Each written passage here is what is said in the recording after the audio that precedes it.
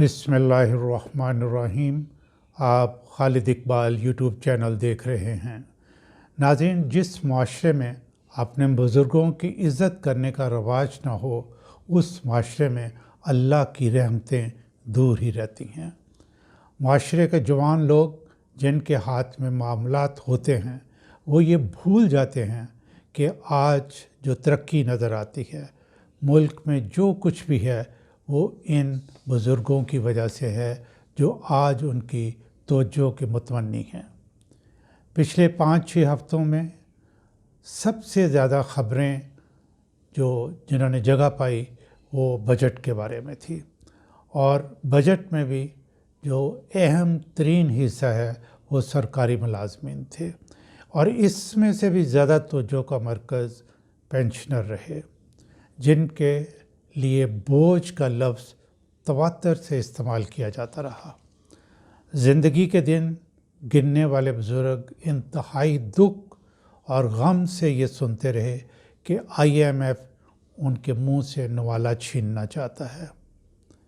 یہ ہمیں حکومت بتاتی رہی، حکومت کے نمائندے بتاتے رہے، لیکن اس میں ذرا برابر حقیقت نہیں۔ IMF کے جو ممبران ہیں، ان کے ملکوں میں پینشنرز کی نہ صرف عزت کی جاتی ہے، بلکہ ان کی صحت کا خیال رکھا جاتا ہے۔ ہسپتال میں علاج، دوائیاں مفت دی جاتی ہیں۔ ہر جگہ پر، خواہ سفر کی سہولت ہو، بینک میں جانا ہو، سوشل فنکشن ہو، ان کے لیے خصوصی انتظامات کیے جاتے ہیں۔ IMF تو آپ کو پینشن کے سسٹم کو ری ڈیزائن کرنے کے لیے کہہ رہا ہے۔ انشورنس سسٹم شامل کریں، دوران ملازمت ملازمین جو ہے وہ کچھ کنٹریبیوٹ کریں، وغیرہ وغیرہ۔ بہرحال IMF اس کو پینشن سسٹم کو ری ڈیزائن کرنے کے لیے کہہ رہا ہے۔ IMF کا نام لے کے پینشنر کو بوجھ کہنا انتہائی نامناسب رویہ ہے۔ یہی پینشنرز جب جوان تھے تو انہوں نے وطن عزیز کو اپنا علم، اپنا تجربہ، دن رات کی محنت، اپنے احساسات اور اپنے جذبات نظر کیے۔ معاوضہ میں صرف اتنا ملا: 2 وقت کی روٹی، مکان کا کرایہ، عام سے اسکول میں بچوں کی تعلیم کا خرچہ۔ سفید پوشی کا بھرم رکھنا مشکل تھا۔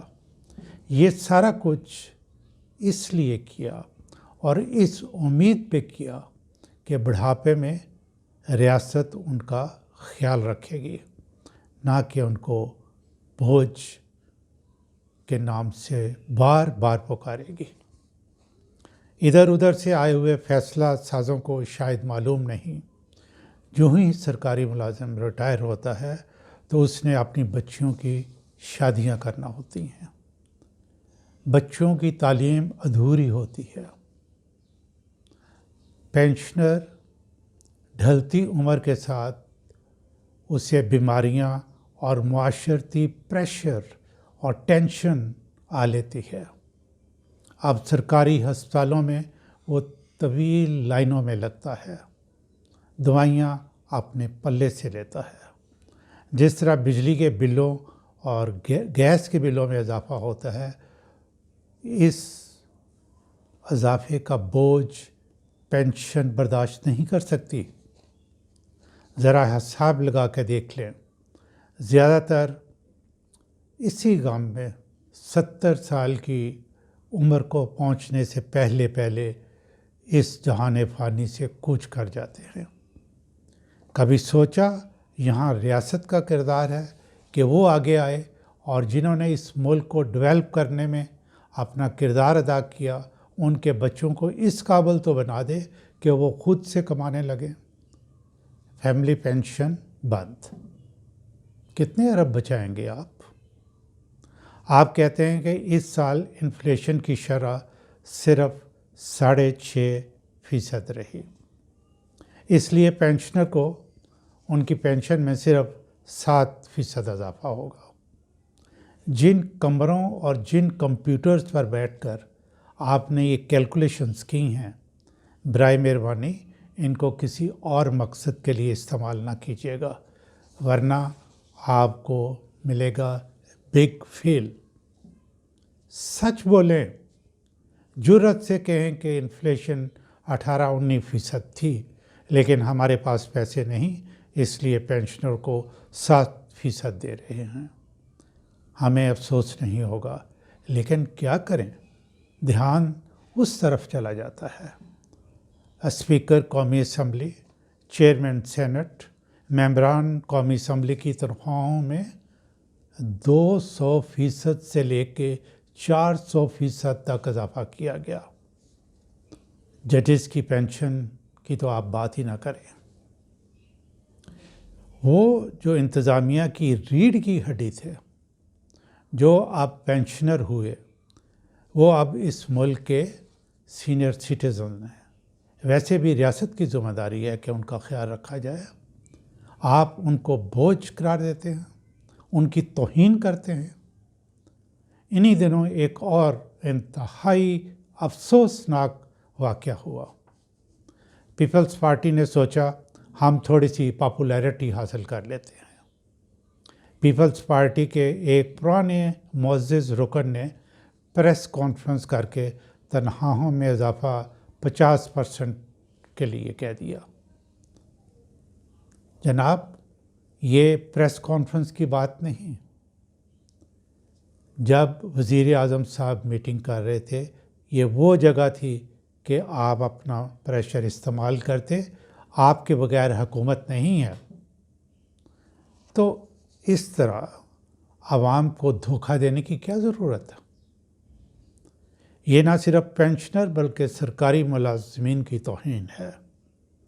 اس پریس کانفرنس سے پیپلز پارٹی کے ووٹوں میں کمی ضرور ہوئی ہوگی، پاپولیرٹی میں اضافہ قطعاً نہیں ہوا ہوگا۔ وجہ کیونکہ جن کو بیوقوف بنانے کے لیے آپ نے یہ پریس کانفرنس کی تھی، وہ آپ سے کہیں زیادہ ذہین ہیں، اور آپ انہی کی ذہانت کا آج پھل کھا رہے ہیں۔ جس کی بھی گورنمنٹ ہو، میں صرف اتنا کہوں گا کہ وزیر خزانہ اور اس کی ٹیم ایسی ہو جو پاکستان کے ہر شعبہ بشمول ہر علاقے کے عوام اور ان کی ضروریات کو جانتی ہو، جس کے اندر یہ صلاحیت ہو کہ وہ اکانومی کو گرو اور ایکسپینڈ کرنے کی گر جانتے ہوں۔ آپ کتنی دیر تک ملازمین، خواہ وہ سرکاری ہوں یا پرائیویٹ سیکٹر کے ہوں، ان کی گردن پر ہر معاملے میں چھری چلائیں گے اور ان سے ہی ہر قسم کا ٹیکس وصول کریں گے؟ یہ ناانصافیاں بند کر دیں۔ ٹیلنٹڈ اور ویژنری لوگوں کو آگے لائیں، جو آپ کو یہ بتا سکیں کہ اکانومی کو ایکسپینڈ کیسے کیا جا سکتا ہے، اس کو گرو کرنے کے لیے کیا کیا منصوبے بنائے جا سکتے ہیں۔ ریاست عوام کے لیے ہوتی ہے، چند اشرفیہ کے لیے نہیں۔ یہ پرزور طریقے سے کہوں گا کہ پینشنر کا نام عزت اور احترام سے لیا کرے۔ اگر آپ ان کی پینشنز میں اضافہ نہیں کر سکتے تو ڈفرینٹ قسم کے سسٹمز بنائے جا سکتے ہیں۔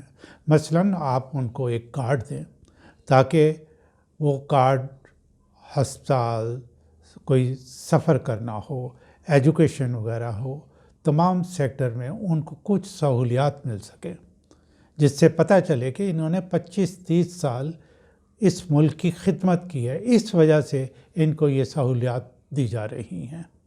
اس کارڈ کو سہولت کے لیے یعنی اس کی پرائورٹی ہونا چاہیے۔ یہ نہیں ہے کہ جس کے پاس کارڈ ہے اس سے بات نہیں کرنی، بلکہ جس کے پاس کارڈ ہے اس نے چونکہ خدمت کی ہوئی ہے، اس لیے اس کو سب سے پہلے اٹینڈ کیا جائے اور اس کا مسئلہ بھی حل کیا جائے، یا جو بھی کوئی سہولت دی جا سکتی ہے اس کو دی جائے۔ لیکن ایک بات میں ضرور کہوں گا، آپ پینشنرز کو انتہائی توہین آمیز طریقوں سے بار بار ان کا ذکر کرتے ہیں۔ اس کام کو بند کر دیں۔ سارے بوڑھے جو آج جوان ہیں کل وہ اسی عمر کو پہنچے ہوں گے۔ میں یہاں ایک چھوٹی سی آپ کو بات سناتا جاتا ہوں۔ ایک خاتون تھی بہت بوڑھی، اس کا بالکل بیچاری ایسے بینڈ ہوئی ہوئی تھی اور چھڑی کے ساتھ چل رہی تھی۔ تو شرارتی لڑکے کھڑے تھے، انہوں نے کہا کہ بڑھیا یہ تیر کمان کتنے کا لیا ہے؟